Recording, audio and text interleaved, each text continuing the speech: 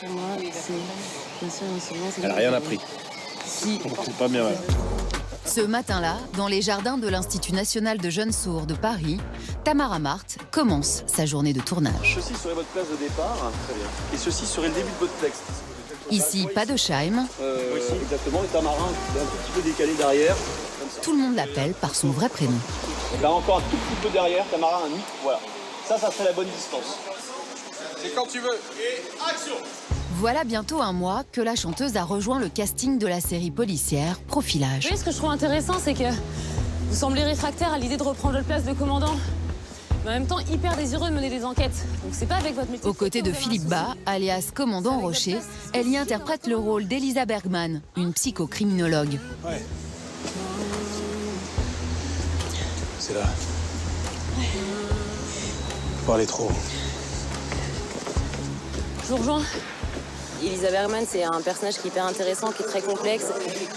Sur beaucoup de points, je m'y retrouve aussi, dans son tempérament, dans son côté un peu complexe et contradictoire. Donc j'essaye de me raccrocher à ça, à ce que je suis aussi, entre guillemets.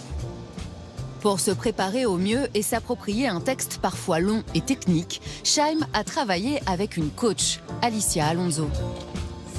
Je compte des gros gras grands grains d'or, je riseras-tu, je me des gros gras grands grains d'or, je riserai. Quand tous les gros gras grands grains d'or, je se des gros gras grands grains d'or, je riseront. Waouh, quelle bonne élève. Voilà, avec Alicia, on faisait ça à chaque début de coaching. C'est ma magicienne, Alicia.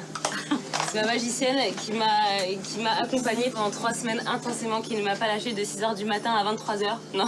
Après épuisement et qui m'a préparée pour cette grande aventure. On a travaillé dans les jardins, on a travaillé en extérieur. C'est quoi, jardin du Luxembourg? Au jardin du Luxembourg. C'est très sympa, Comme ça, on est à deux, sous les arbres. Sous les arbres, devant les gens, et puis t'es là et tu fais plein d'émotions, tu cries, tu pleures, il y a tous les gens qui passent. Mais là, c'était un bon exercice pour m'isoler et mettre un peu dans ma bulle, comme là aujourd'hui on se trouve en Pour se extérieur. concentrer, pour aider à se concentrer.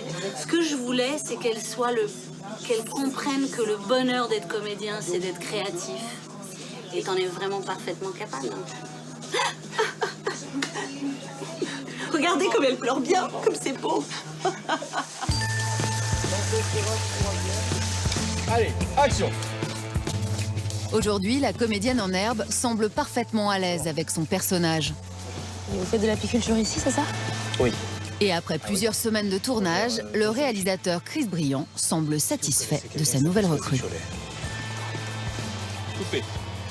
C'est bien. C'est bien.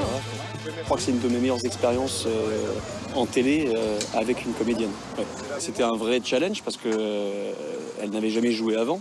C'est une chanteuse et je me suis dit qu'il y avait vraiment un truc à jouer avec quelqu'un qui était complètement, qui n'avait pas d'expérience dans ce domaine-là, où je pouvais vraiment faire mon travail de directeur d'acteur et de metteur en scène.